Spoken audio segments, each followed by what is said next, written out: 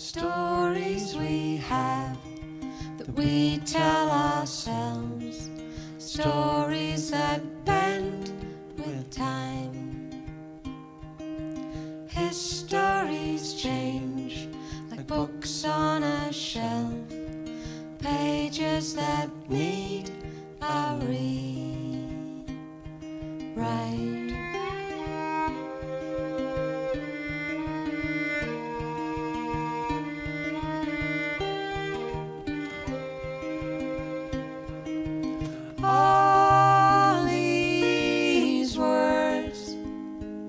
All these words we leave behind.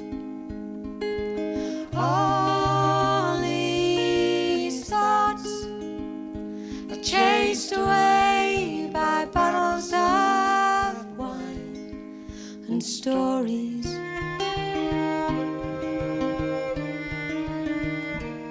Good afternoon, everybody who's tuned in today for another live performance from the Duncan Showroom. Longevity John here, your host. We have Dr. Ted Cadillac doing the lights, the sound, and everything else.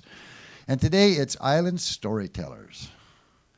A little thought that came up just before COVID, took a break, and then came back again, because storytelling is a wonderful, wonderful art form. And it is an art form. It's something that's the ability to take the words, tell this, maneuver a story around it, bring it to the end with resolve, and most often than not, there's a sense of humor involved along the way. But it is kind of neat to find the life's lessons by the repeating of the stories that are being told. And the great thing is that there's guilds up and down the island. There's one down in Victoria, there's one in Nanaimo, or Parksville, Qualmchin, and one in Nanaimo, right? And they get together, and Lee Porteous here is the one who originally got together with me, and we decided to keep on doing this. We're going to take February off because none of us are going to be here. We're taking a break. We're going to Folk Alliance down in wonderful Montreal. So that's going to take ours. We're going to be gone for 2 weeks in the middle of winter when the weather out here is much better than it is back there. But that's another story. Oh, yeah. We are the DoorDash of entertainment, ladies and gentlemen. We bring to you just 13 seconds after the fact a live performance. When you order DoorDash food, it's 20 to 30 minutes out of the oven before you get it. You pay them and you tip them. So if you get the opportunity, we have some telephones down here we'd like to see light up. Please donate the full price of the ticket. Thank you very much. Just a little aside there. I like to do that. The DoorDash of entertainment. Isn't that great? Yeah. Anyway, Lee, it's your afternoon. Tell us what we're going to have. Thank you. I love this theater. I especially like to see some faces here, but I'm very happy to have the people online as well. And last time when we walked out, I think there were 4 people here, but over 30 had watched us from elsewhere. But being who I am, I like to hear the applause too. So I'm with Longevity on that. Thank you. Okay. I am Lee Porteous, and on behalf of the Storytellers on Vancouver Island, we want to express our gratitude to Longevity John for the opportunity to tell stories in this wonderful theater that he has created, and to Ted Cadillac for making us heard and seen so well. Whenever and however you come to see us, we encourage you to make a donation to help keep the showroom open and stories happening here. We acknowledge with respect the Cowichan First Nation, the largest single First Nation in BC, on whose traditional territory this event is taking place and whose historical relationships with the land continue to this day. This is one of a series of storytelling events each month. It's a little different than the usual December or the usual month, because December has become the time when Marva and I do a concert of ghost stories, following the Christmas tradition in Victorian England. That, and because we like them. They do give us a reprieve from all that sweetness and light this time of year. Welcome to all of you who are or will be joining us online, and those who are here today. For those of you here today, please mute your phones. The rest of you, please yourself, but please pay attention. You never know how the story is going to go. This afternoon, we're not going to be taking a mid-concert break, but we'll be carrying through alternating stories. Marva Blackmore, my colleague in crime today, is well known in storytelling circles here on Vancouver Island, as well as across Canada. Marva's been a professional storyteller for over 25 years. She started Tales for the Telling when she arrived in Qualicum Beach in 2010 to introduce the community to storytelling for adults. A past president of Storytellers of Canada, she has also received their highest award, that is, of being a story keeper. I am Lee Porteous of the Victoria Storytellers Guild, but I'm also a member of the other two groups on the island, as is Marva.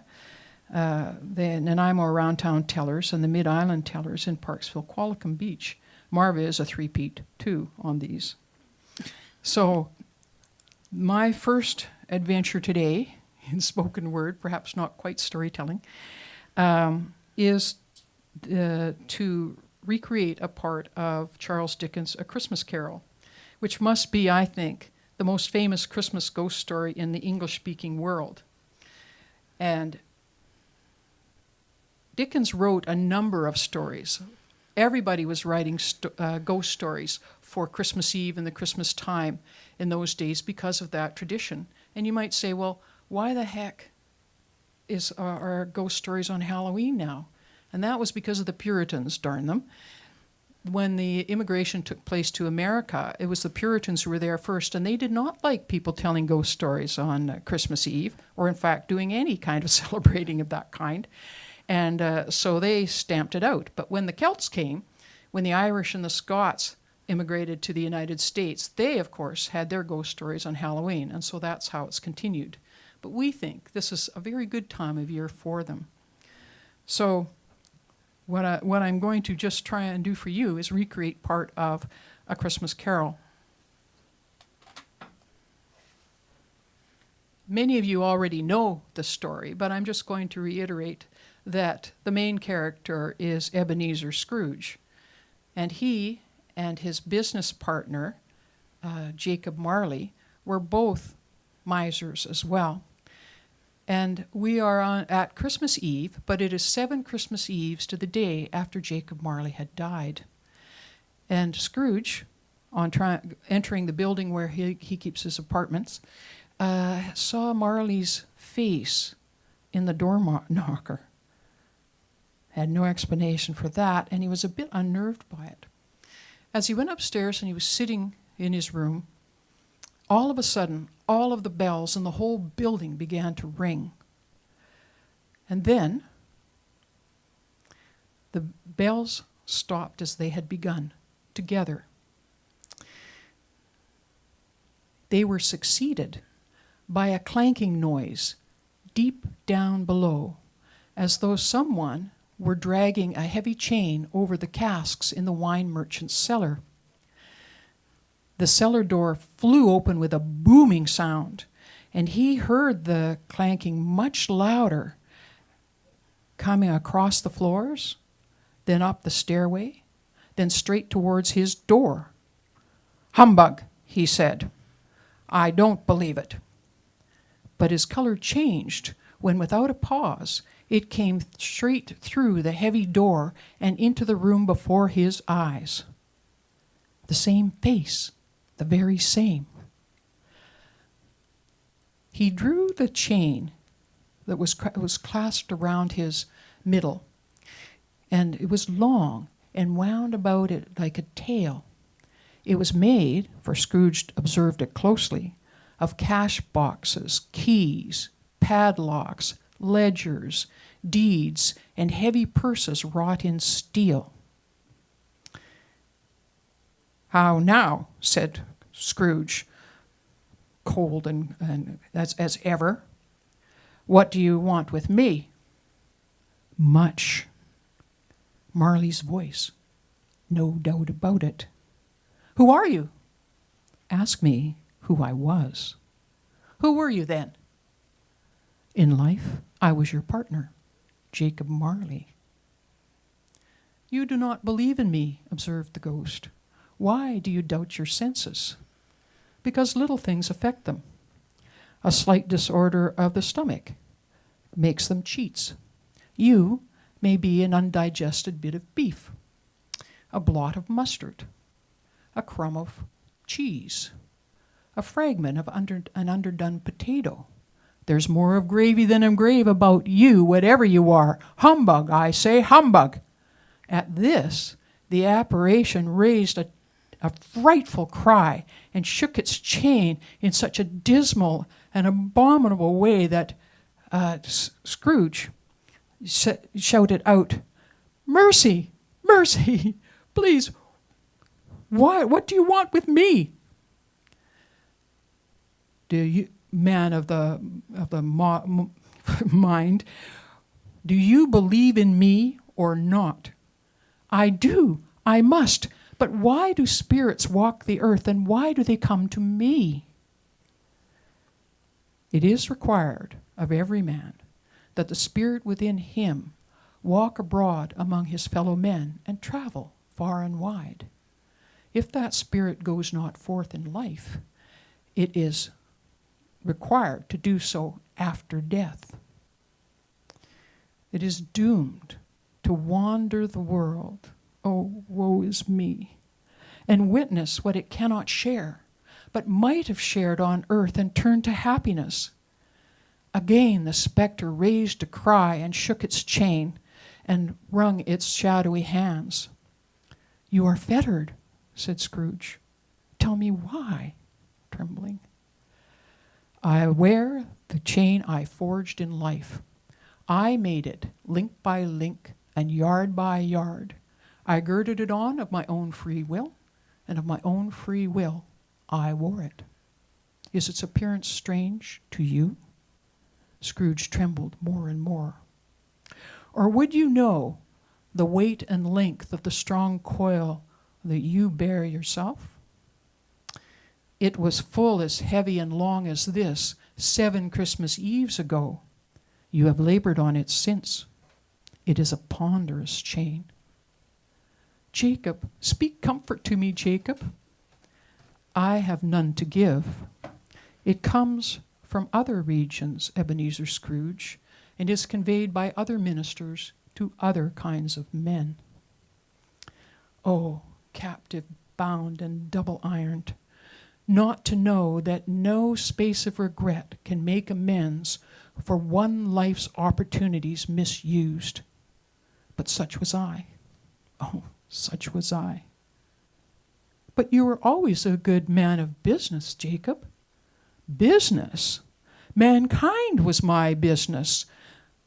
The society's welfare was my business. Mercy, charity, forbearance, and benevolence were all my business. The dealings of my trade were but a drop of water in the comprehensive ocean of my business.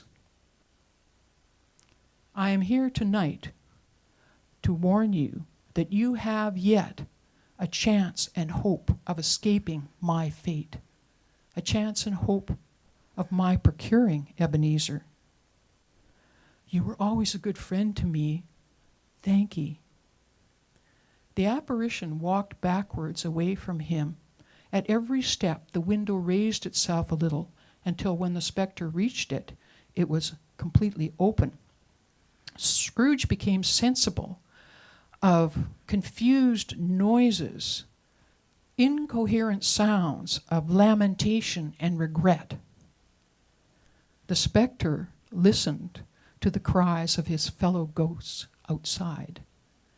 He joined in the lament and then drifted out to join them in the dark, bleak night.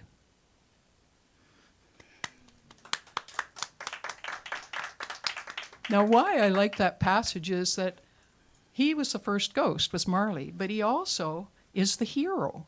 And I've sort of hoped that someday somebody may write the backstory of how he managed to procure Ebenezer Scrooge's chance, because he didn't get the benefit of it all. And I thought, now that's the definition of a hero. Anyway, we'll now hear some other characters in stories from Marva, who is going to tell us.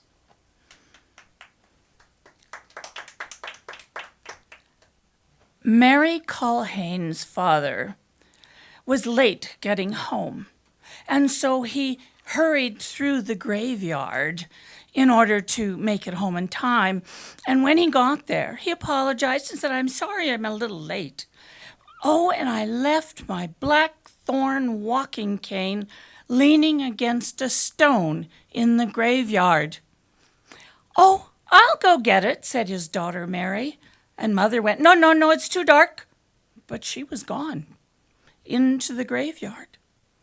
And she walked and she found that blackthorn walking cane.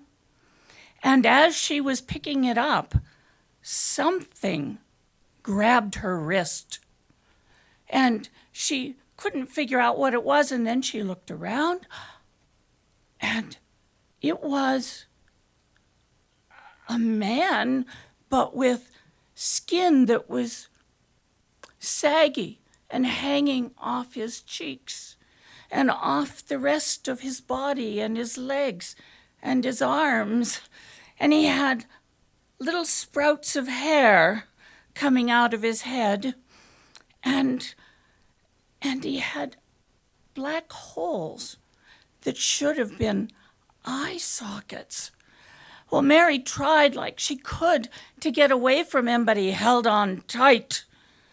And then when she pulled and pulled and pulled, the next thing she knew, it had leapt onto her back and had put its legs around her and tucked its feet into her rib cage. And it said, "You haggy little girl, take me to a house. I'm hungry." Okay, said Mary, and she walked out of the graveyard. And when they got to the first house, she went to walk up the steps, and the thing said, "No, no, no, not this house. There's holy water in this house." Okay, said Mary, and she walked to the second house, which was actually her house. And it says, "No, no, no, you haggy little girl. This house not only has holy water, it has a Bible in it." Okay, said Mary, and she walked to the third house next door to hers. She knew the house. She knew there were 3 boys that lived in that house. And he said, "Now go up the stairs and into the kitchen." She said, but I'll wake somebody up." "No, no, you won't, Mary." And they went into the kitchen. And he said, "Make me some oatmeal. I'm hungry." So Mary found some oatmeal in the cupboard. And then she began to make the oatmeal. And when it was thick and hot and steamy, he said, "There are 3 boys upstairs." "Oh, no," said Mary. "No, no, there aren't 3 boys upstairs." "Yes, there are, Mary. And bring the pot of oatmeal, and we're going to go up the stairs." And so with him still on her back, she went up. And yes, the 3 boys were all in the same room. They were sound asleep. And they were laying there with their hand over the side of the bed, each of them. "Mary, go and lift the arm of the first boy." And as she did, he took out a little tiny, sharp knife. And he cut off the tip of the first boy's finger. And he let the blood drip into the pot of oatmeal. The first drip, the boy went cold. And the second drip, he died. They did that to the second and to the third boy. And then the specter, the hag, said, "Maggie, Mary, you haggy lady, take me downstairs and get out 2 bowls." Which she did. He said, "Divide the oatmeal between 2 bowls." Which she did. And then he said, "Eat." Mary didn't really want to eat that bloody oatmeal. But the thing leaned over and he sucked the oatmeal through what few teeth he had. And he wasn't looking at Mary, at which point she took the spoon of oatmeal and she put it into her scarf. And she continued to do that until there was no more oatmeal in the bowl. It was all in her scarf. When he looked over and he saw that the oatmeal was gone, he said, "Excellent, Mary. You have now become one of us." "Well, what about the 3 boys? Are they really dead?" "Oh, yes. And the only way to bring them back to life is to feed them some of the bloody oatmeal. But Mary, you ate it all. Now take me back to the graveyard." And so they went back to the graveyard slowly, because Mary was so tired from carrying this thing on her back. And as they walked by a pile of stones, he said, "Our treasure is hidden underneath those stones."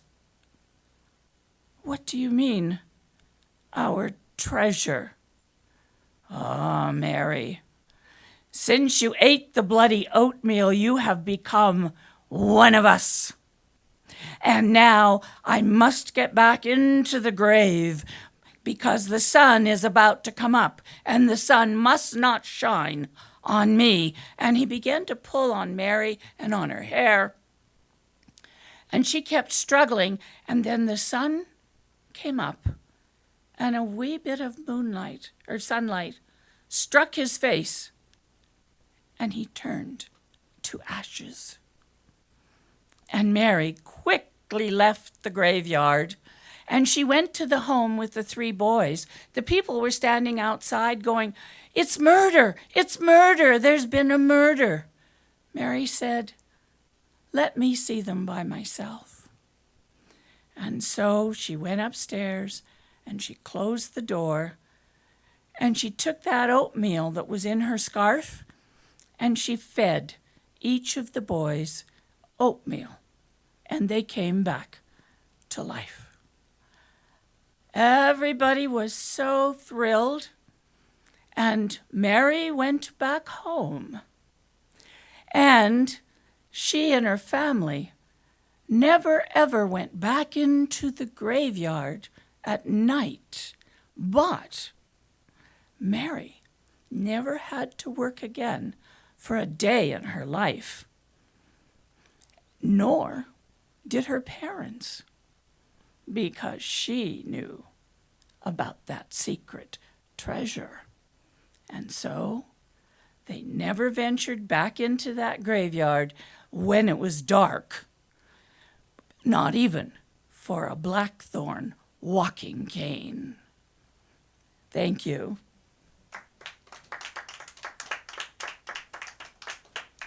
That's a horrible story, Marva. Well done. It's a ghost story. Well done. So what I'm going to tell you is 2 stories that come from the Isle of Skye. Both of them are quite short, and they come from a book by a woman named Otto Swire, who was an English person, but she moved to the Isle of Skye and loved it so much that she created this book. She went through every road and found the stories and the descriptions there. And so these are from 2 places on the Isle of Skye.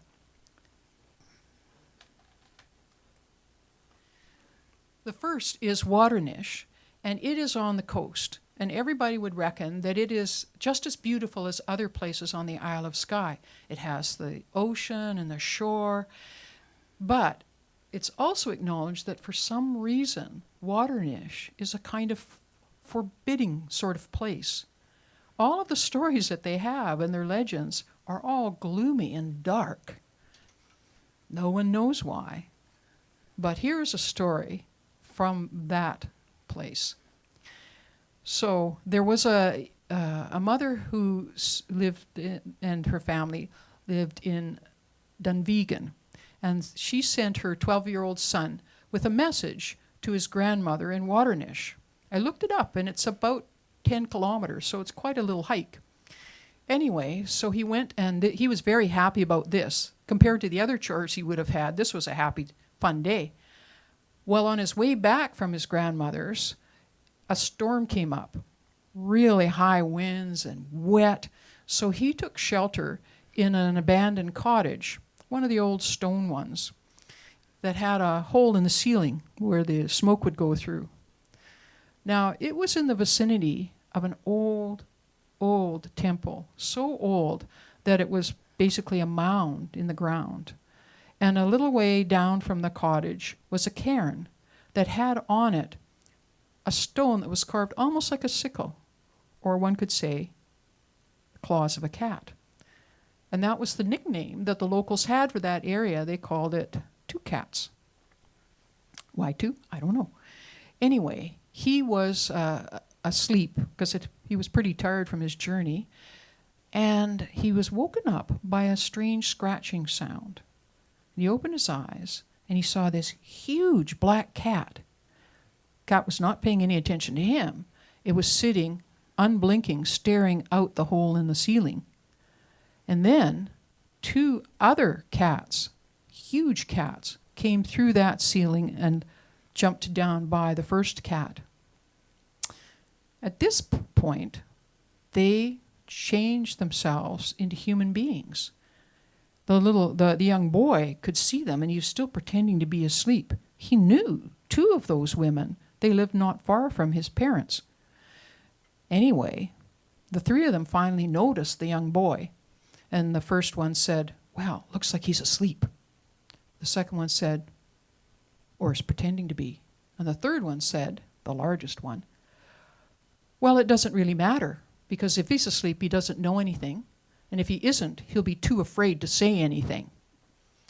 And she said to him, "Now, I'm pretty sure you can hear this. And if you can hear this, you should know that if you tell anyone about us, we will know about it. We will find out, and we will find you, and we will kill you." And she said, to make this even doubly so, I'm placing the fear on him. And she made some hand gestures, and he was terrified. Now the women changed back into cats, jumped up through the roof, and were gone. The boy, it didn't matter to him that it was raining, that he was so afraid that he ran through the rain to his home. His parents were surprised. They thought he was still at his grandmother's. But when he came in, he looked exhausted. He looked terrified. He could hardly speak. He wouldn't eat anything. And this went on for some days. So that third cat had made a mistake, had put too much fear in him, because the mother knew that this was different. This was not her son. There was something wrong. So she pestered him and pestered him and pestered him until finally he told her what had happened. Well, she was so shocked by this. She ran to the minister to get some advice what to do about this spell on her poor son. Well, he wasn't in. The minister wasn't there. So she was so anxious. She needed to find somebody who could tell her something about what to do. So she told a friend and swore the friend to silence. Well, it wasn't long before the whole town was sworn to silence, and everybody, including the witches, knew exactly what the boy had experienced. From the boy's perspective, he was quite relieved, having confessed all of this, and went about happily his days. And nothing happened. Nothing happened for the first month, second month, third. Everything seemed to be fine. And then about a year after the first incident, the mother sent him again down to Waternish with a message for the grandmother. And off he went. And on the way back, the same thing happened. Huge storm. He took refuge in that abandoned cottage. Well, the difference was, the next day, they found his body right by that cairn with the marks of claws on him. And that's the kind of story you hear in Waternish. And they had been telling that story for 200 years, according to the author. So the next story I want to tell you is about a different place. It's Loch Einort. And it is, well, it's famous for many things, but particularly for a battle. One of the first and most vicious of the battles between the MacDonalds and the MacLeods. The MacLeods lived in that area. The MacDonalds felt they had a claim to it. And so they sent a fleet with their soldiers, you might call them. I don't think of soldiers wearing kilts, but that's what happened. Anyway, they sent this fleet over to try and retake the land that the MacLeods had. Now, the McCaskells had their hereditary duty there to guard against any intrusion from the ocean. But the head MacLeod there let his guard down, and he didn't keep a watch and didn't put the alarm out that this fleet had come in with all of these MacDonalds bent to take over.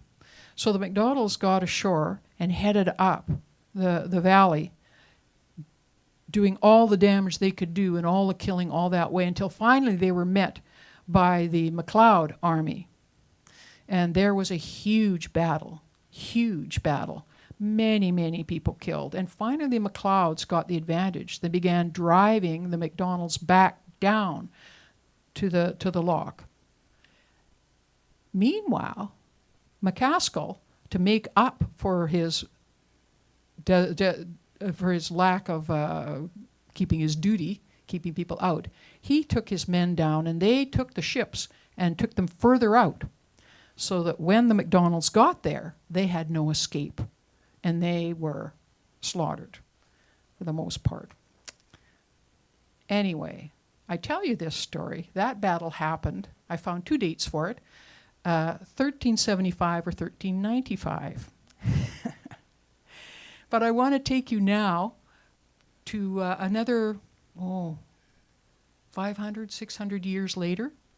And there was a MacLeod who was minding his sheep on the banks of where the loch was. And as he was peaceably doing this, all of a sudden he noticed one of the graveyards with possibly soldiers from this particular battle. MacLeods, these ghosts came up in the air, and he could tell who they were. You could still see the tartans and such. And as they were going up into the air, they picked up the shepherd and took him with them.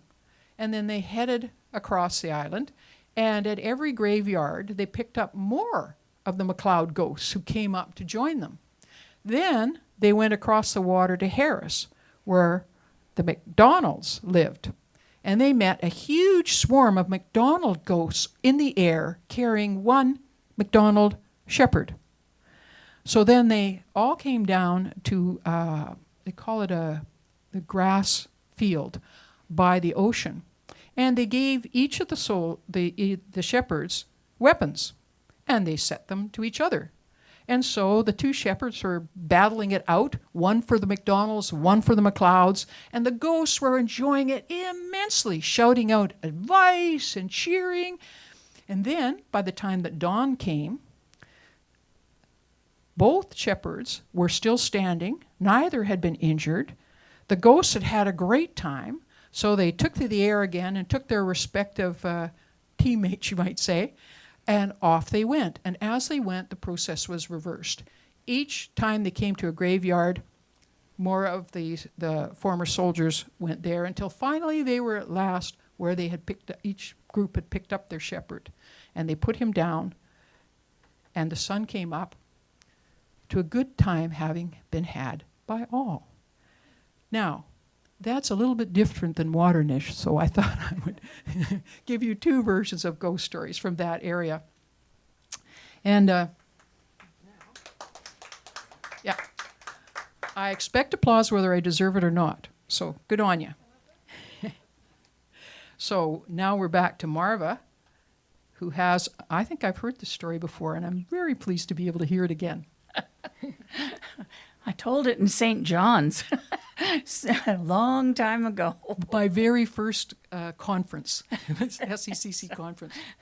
But that kind of sounded like, the ghosts in the Pirates of the Caribbean who come out and battle. Anyway, this story's called The Fog Swirler. Emily, ever since her husband had died, lived in a little house down by the river. Now, they say, some people, that Emily was a witch, that she could kill or cure with her herbs or the look in her eye. One day, when she was walking back from the market with her basket full of there was milk and eggs and vegetables, she came across the 15-year-old twin boys, Sean and Sam Murphy. Twin trouble, if ever there was any. They were dragging behind them a little puppy that they had tied a thin cord around its neck, and they were dragging the puppy over the gravel.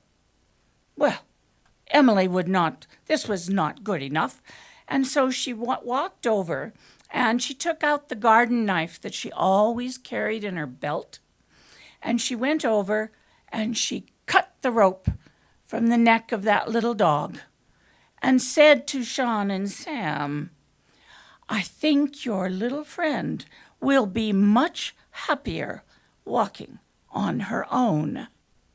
And then reluctantly she turned her back on the boys, and they called out, "Hey, witch lady, you know, you can't do that to our dog, and we can still burn witches around here, you know." And Emily just continued on to home. Now, where she lived by the river, at night, the sun would come and it would light up the trees. It was so beautiful. But in the morning, the fog hung down close to the shore, and it took hours to dissipate. So after this little incident with the Murphy boys, the next morning, she walked down to the river. She put her hands into that fog, and she began to swirl that fog. She could swirl all kinds of shapes, including some human ones, and she was swirling it around into various shapes. And she said a prayer to her husband, "Edward, please look after me and look after those two awful boys and keep them from hurting me." And then she went back up. That night, as she lay in her bed, she had nightmares. She found it hard to sleep. She heard voices, and then she saw lights, flashes of light, but there was no thunder. And then heat. She felt heat and smelt smoke, and she got up, and her front porch was on fire. And when she ran over to where the water hose was, she looked, and there were two figures standing there holding torches. And one of them turned. It was Sam Murphy. Well, when she went to pump to get the water up from the river, there was no water. They had taken the hose out of the river. And so she ran down to the river, and while she was putting the hose back in the river, it opened up and poured rain, much similar to what's happening today. And it poured so hard that she knew she did not have to worry about her house burning down. And then, because it was morning and the fog was down there, she began to swirl those figures. And she swirled a large human-type figure. And then it stepped out of the fog and it walked up the hill back toward the cottage. Emily decided to tarry for a little bit by the water. And then that day when she went into town, she said to the store clerk, "Oh, there must have been a terrible lightning storm. You know, it hit my porch, it burnt the corner of it, but it's fine." And the next morning, the town was all abuzz. The bodies of the Murphy boys, Sam and Sean, had been found on the limestone beach by the waterfall. Now, these people knew that the Murphy boys were always getting themselves in trouble. And whatever had possessed them to swim across the river, they would never know. But they say that on cold, foggy nights, you can see the two boys running down the path and toward the river, followed by a large, foggy creature. Thank you. I just want her to have the dog. It's interesting. For those of you who don't know, I live in an independent living facility up in Qualicum Beach. I read this story to them yesterday as practice, and one of them said, "Oh no, two twin boys. Oh, what will the parents do?" And I said, "Who cares?" So, They didn't do anything up to then, I guess. Yeah. Well, that's the thing about ghost stories. Accountability is mixed. And so I now have two stories this time I picked from a different book. And it's from a book by Barbara Smith called Ghostly Campfire Stories of Western Canada. And the first one I want to tell you is called The Creature in the Closet.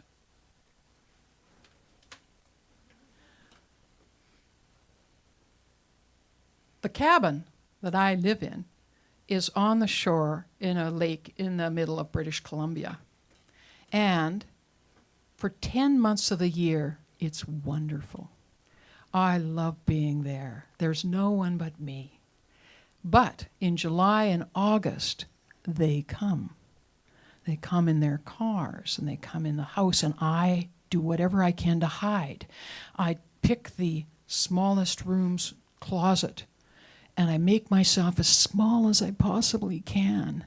And they are thumping around there. You know they're there because you can hear them and you can smell them too. But I know better than to be seen. But it's so hard to stay so small, especially when I'm afraid.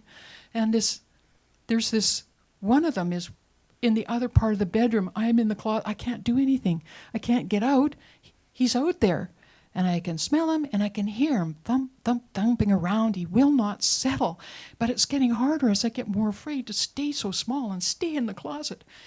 But then I can see that the strip of light underneath the door goes out. Oh, good. He's finally settled down. I burst out of the door. Ha, ha, but he's still there. And he starts to scream and yell. And then the other one comes roaring along and says, "Gilbert, what are you doing making all that noise again? There's nothing in your closet." I have leapt into the closet and I'm still hiding there. I'm staying there. I'm staying. So it's so hard to stay so quiet.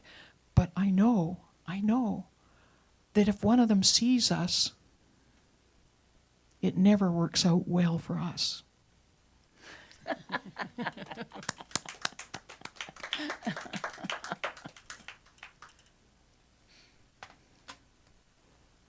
The next one is called The Car of Your Nightmares. So, it was a lovely summer day, and this young fellow was in the best of moods possible. He was going to be driving out to go camping with his friends at near Esterhazy in Saskatchewan. Now, he loved going camping, and it was always fun to do that with his friends, but even better, he was driving a brand new car. Well, brand new for him. It was a year or so old, but he had just bought it. And it was this sleek little sports car, very low mileage, perfect in every way, and he was congratulating himself on what a good bargain he'd driven to get this car at the price that he got it for. So he's just driving along, and he hears this voice very clearly. "Thank you for driving me." What? Did he leave the car open? It was so clear. There was nobody in the seat beside him. He slammed on the brakes and pulled over, and he looked over. Back seat empty. Nobody there. Well, what happened? I mean, he heard something for sure. But then he spent some time trying to persuade himself that he was mistaken. And so he started at the car again, pretending that he believed that, and off he drove. Well then, as he was heading out the highway, beautiful day, and other than that, what he heard, it was perfect. But he saw a gas station convenience store, so he thought, well, time for a cup of coffee. I can test out these brand new cup holders. So he pulls over and he gets the coffee. He comes back to the car, and he's just sitting inside. Luckily, the coffee is in one of the cup holders, because he then hears, "It's very kind of you to give me a drive in the country." What? And he's looking around. It was clear as a bell. There's nobody there. He gets outside of the car. He's so frustrated and upset. He whams the top of the car, and he's trying to figure out what's going on. Is he going crazy? Is there something in the car? Anyway, a couple comes over to him and says, "Are you all right? Is there anything we can do?" And he thinks, well, I'm not going to tell them that I'm hearing voices. That would probably be a wrong move to do. And he assured them, no, everything was fine. Everything was fine. And after he calmed down, he got back in the car. And then he heard, "I need to see my mother." What? He scrambled out of the car again, and he thought, well, wait a minute now. That's 3 times. That's not me. Logically, there's something in the car. Something that speaks and something that's invisible. I'm taking this car back to the dealer. So he got in the car and cautiously drove, and the voice was quiet. And he drove in, and he got to the dealership, and he went in, he got out of the car, and he was marching towards the door. And he saw his salesman start to make a beeline for the back door. And he shouts out at him, "Wait a minute, I have to talk to you." And the fellow's, okay. He says, "I need to know who is the owner of that car." He says, well, I think, and he guides him to a small office, because you don't want an angry, loud customer out in the showroom. And so he wrote out an address, and he says, I think this is what you need. So he gave him the address, and the fellow looks at it. He knows where that is, not a problem. So he drives in the car. Thankfully, nobody speaks to him. He finds a place and he parks. And then he sits there thinking, what am I going to say when I go to the door? I'm hearing voices. What's going on? Do you know this guy? He was puzzling, trying to work out his plan of talking to whoever owned this car before. So there's a knock, knock, knock on his window, and he thinks, what? Is there knocking from the window now coming? And then he realizes there's an older woman at the window. And he rolls the window down, and she says, are you here about the car? So I think I know why you're here. And he said, he couldn't say anything. He was sort of baffled gab. He didn't know what to say. And she said, this car belonged to my daughter. My husband and I bought it for her last year for her 25th birthday. But that night she went to a party that her friends threw, and the host served shellfish. She had a reaction to the shellfish. And the kids did what they could, but she was dead before the ambulance arrived. And he said, I'm so sorry to hear that. She said, have you heard my daughter? Yes, she's spoken to me. She said she wanted to see you. She said, have you seen her? No, just the voice. And she said, well, you're the third person who's come back, brought this car back here for this reason. But the other two had actually seen her, so maybe she's preparing to move on since you can't see her. And he gave his condolences again and wound up the window and drove back to the dealership. And he thought, here I am with this car that's either possessed or haunted or worse. What am I going to do? I do not want to have this car.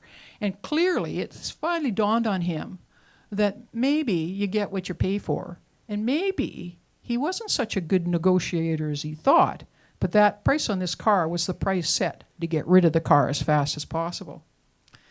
So he drove into the dealership again, and this time he marched in and he told the salesman, I know what's wrong with this car, and I do not want that car anymore. I want my money back. And the salesman said, well, that's fine, but you have to pay $1,000. Not from me, it's from the manager. He says that's needed. And he said, fine. Gave him the keys and said, you just mail me the check. And off he left. Well, the salesman was sitting there for a minute or two, thinking about another $1,000 in the account and such. And a young couple came in, and they said, we're looking for a used car in good condition. And the fellow said, and perhaps a little bit sporty?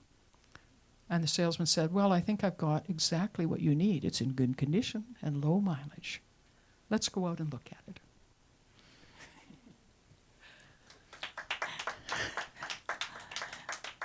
So be careful what you pay for that used car. Sometimes it's too good a deal. Too good a deal. There you go. Thank you, Lee.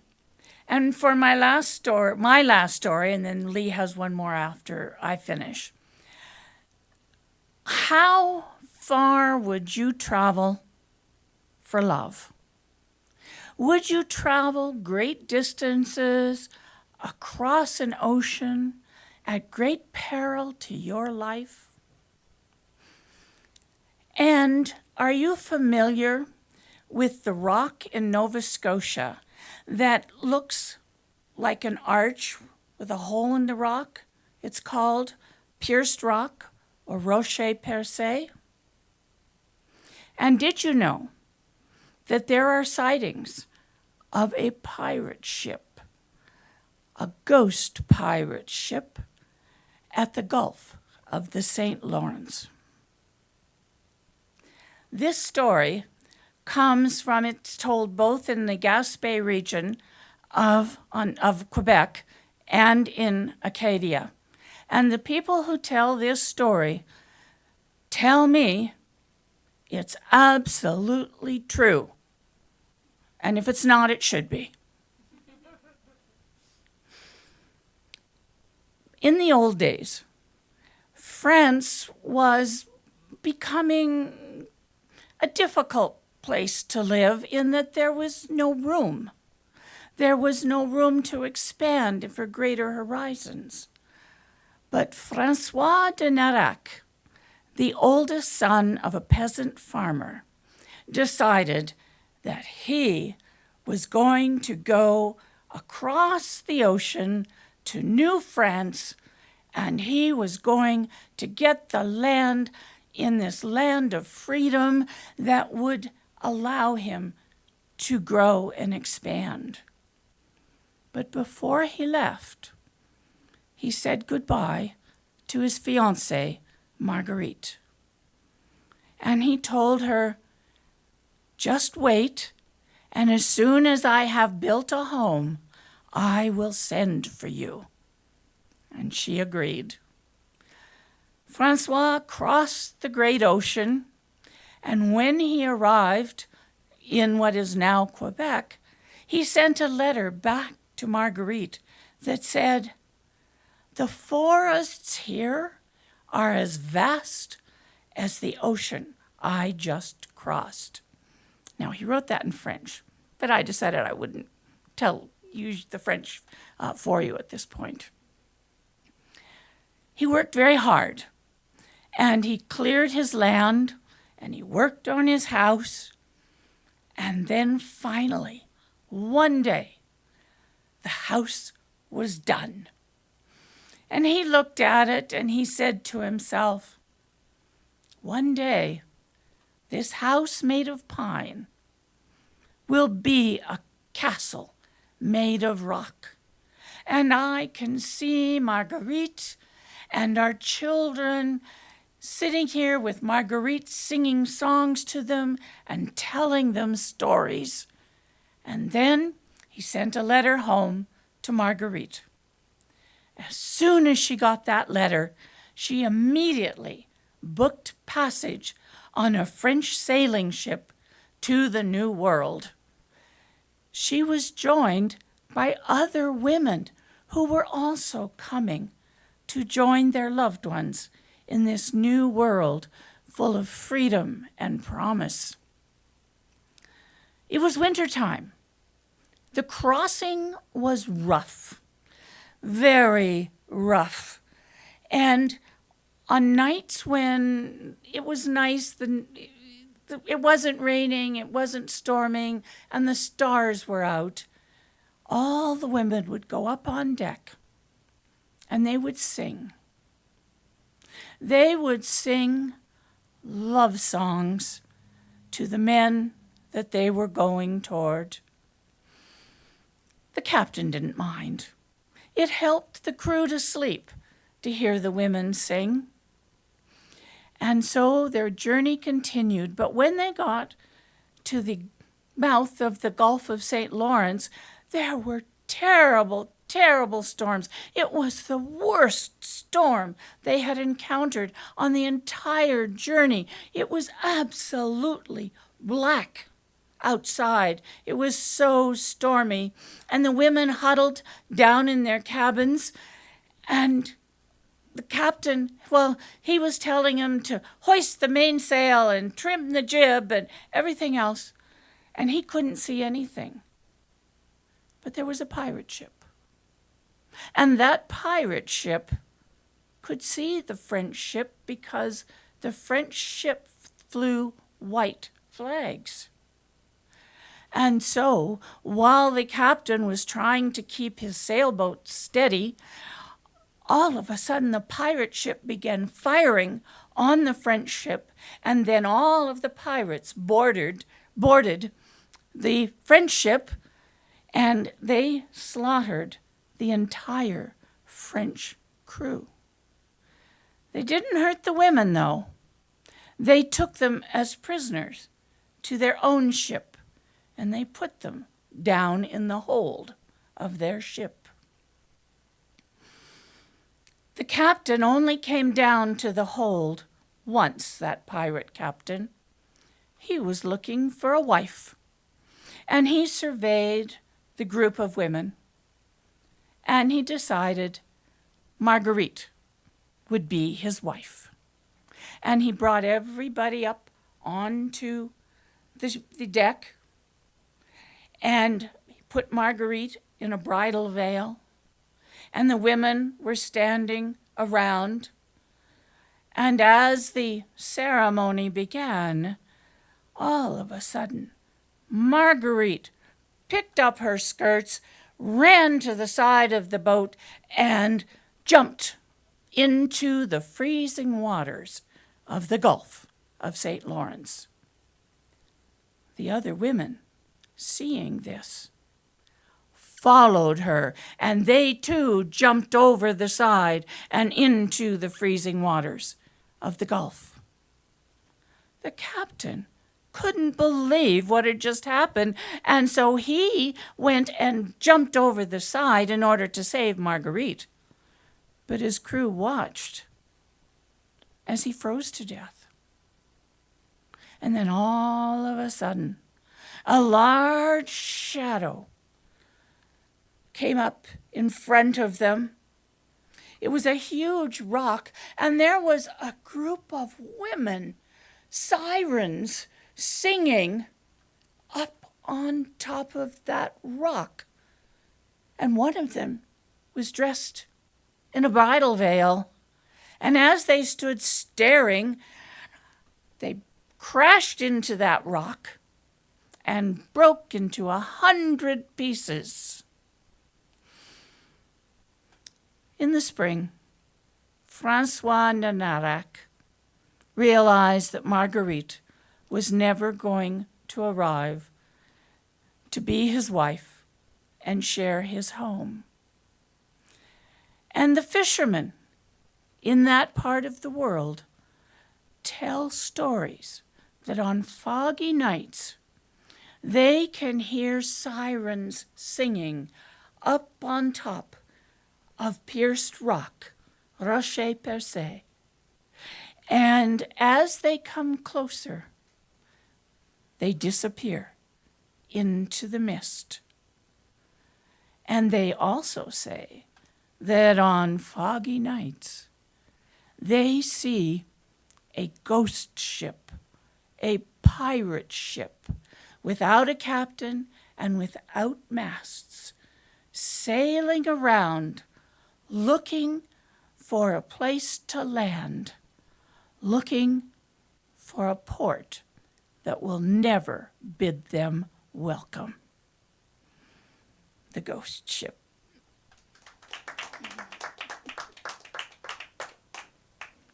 Got a bit of theme here. Beware of fog. So this is my last story. It's called Uncle Abraham's Romance, and it was written by Edith Nesbit. And now she wrote The Railway Children, which was made into a movie and such, so some of you may have seen that. I reckon the story was probably written about 1860 or 1870, and so, but still. I was looking through a book, it was like that thick, and this was the one story that called out to me, so I hope you will enjoy it as well.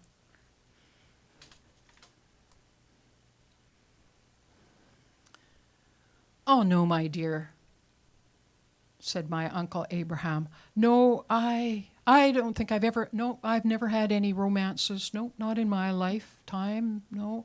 Well, unless..." Now, for me, the world, I was 18, the world was romance. And I knew my Uncle Abraham was old and he'd been lame all of his life, and, he'd never married or anything, but still. And when he hesitated there, he looked over to a miniature that was hanging on a wall near him. Even though it was a miniature, the portrait of the woman almost glowed. She was so beautiful, this young woman in that little portrait.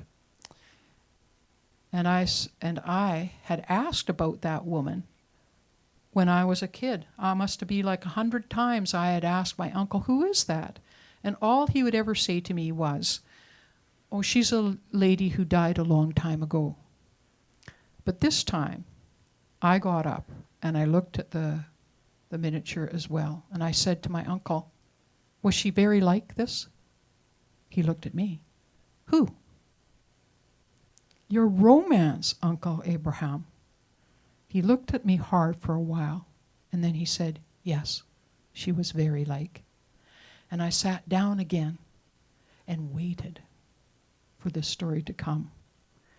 And he said, "Well, it was a long time ago," he said. "I was a foolish young man, and I don't know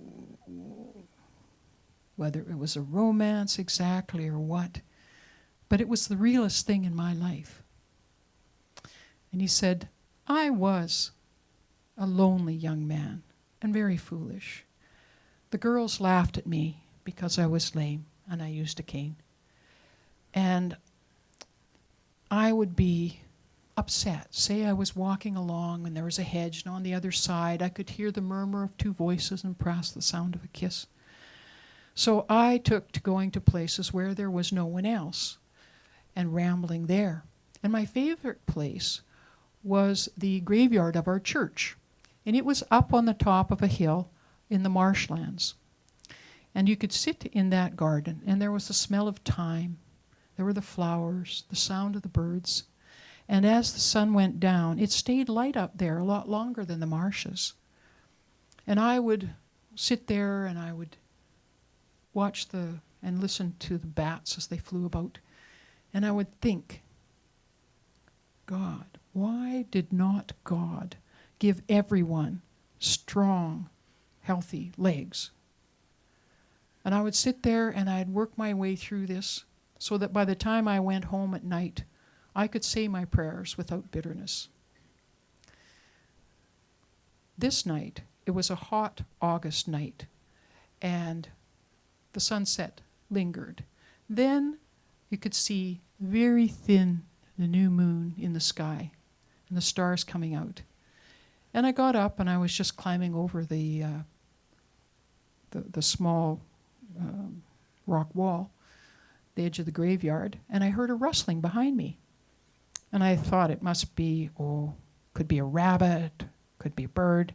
But I turned around, and it was not. It was the woman that you see in this portrait. And she was off by one of the gravestones, and I was quite startled, and I said something to her, and she laughed and said, "Do you think I'm a ghost? Are you afraid?" And I answered her back, and she answered me, and we ended up talking, and we talked so long that it was getting dark, and the glowworms were along the path as I went home. Well, the next night, I was out there at the same time, and there she was again. And again we talked, and it was lovely. And again, and night after night after night. I can't really say how long this went for, because it was like a dream. And I wasn't lonely anymore. And if I saw a couple by the stiles down the marsh, I didn't care. What was her name, Uncle? She would never tell me her name. But I didn't mind, because I had so many names for her in my heart. I didn't need another one. And then my father announced that I was looking like I had one foot in the grave, and that I should be going off to visit our relatives in Bath and to restore my health. I would rather have died than have gone. But I could not tell my father why I did not want to go. And, it was 1823. Bath was all the rage. Take the waters of Bath. It's supposed to help your health. But I spoke to my friend in the graveyard about this. And as the time drew close, we had a more serious talk. And the day before I was to leave, the evening, I was there. She said very seriously to me, "If you come back and meet me here at this gravestone before the new moon comes into the sky, we can carry on as we are. But if you don't get here by then, you will never see me again." She was very serious, and I took her seriously. And I looked at the gravestone. It was one of the old ones that was in the graveyard. It just had a name. It had Susanna Nightgate, deceased 1723. And I put that in my mind to make sure I knew where to go back. And I assured her I would be there. I would see her again before the new moon. And so off I went. And I spent almost a month with my relatives in Bath. And it was fine. Everything was fine. But the day before I was to leave, I happened to be in the parlor, and I turned over something, and this miniature fell to the table. I looked at it. I looked at it again. It was my friend from the graveyard. Clearly, you can see that this is the one. And I said to my aunt, "Who is this?" And she said, "Oh, that's a young woman that was engaged to marry one of our relatives a long, long time ago. She died before the wedding. People said that she was a bit of a witch, but a handsome one, wasn't she?" And I picked it up, and I pulled it out of its case, and on the back it said, "Susanna Nightbridge, 1723, deceased." What happened, Uncle? What happened? I don't really know. I collapsed, and I was really sick, and I wasn't well for several weeks. And so, you missed the new moon? I missed the new moon. You never saw her again? I never saw her again. Oh, Uncle, but how? Was she dead? What? He said, "Oh, don't worry, my dear. An old man's stories." And he started to fill his pipe. Don't pay any attention to them. And he started to smoke. And he said it was a long, long time ago. I know youth. I know being lonely and having the girls laugh at you. but I've known happiness, and I have known love.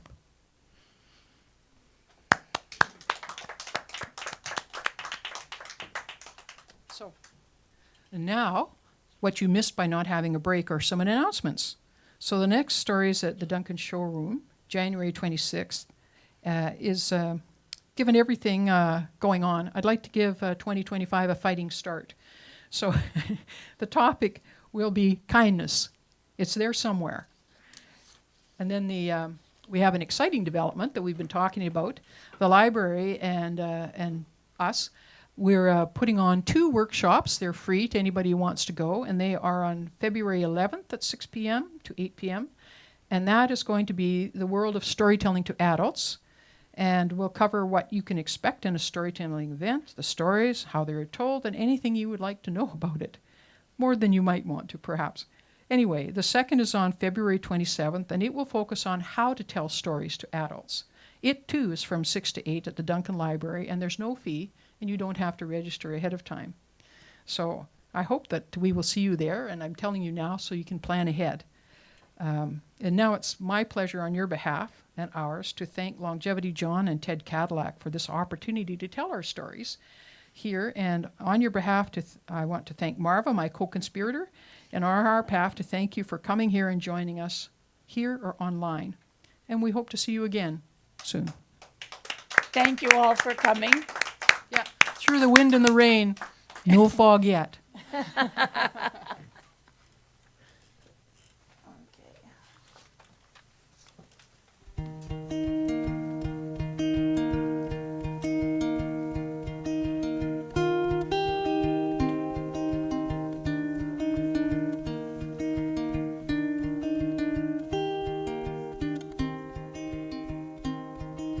Stories we have that we tell ourselves, stories that bend with time.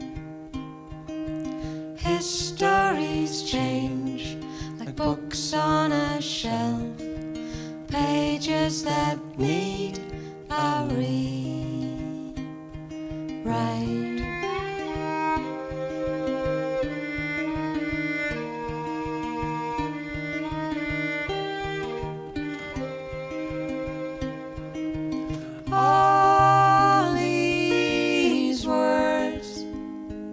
All these words we leave behind.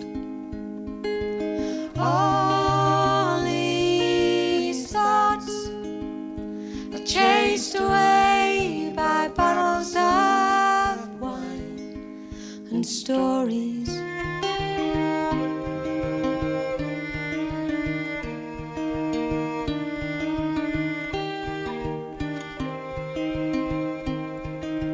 Memories fade, we polish the past and let all the sorrow rust. Fill in the blanks, make up the end from parts of a book we loved once.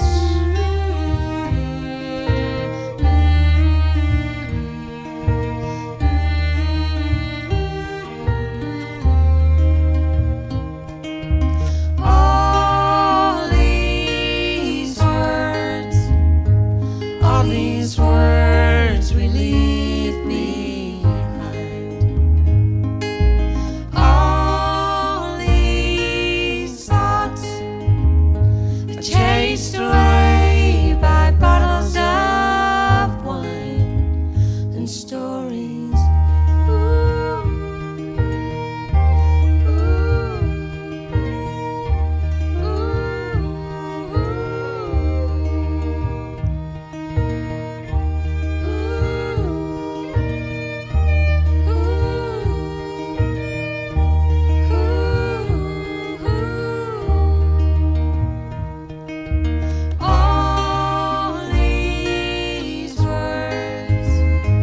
all these words we leave behind. All these thoughts are chased away by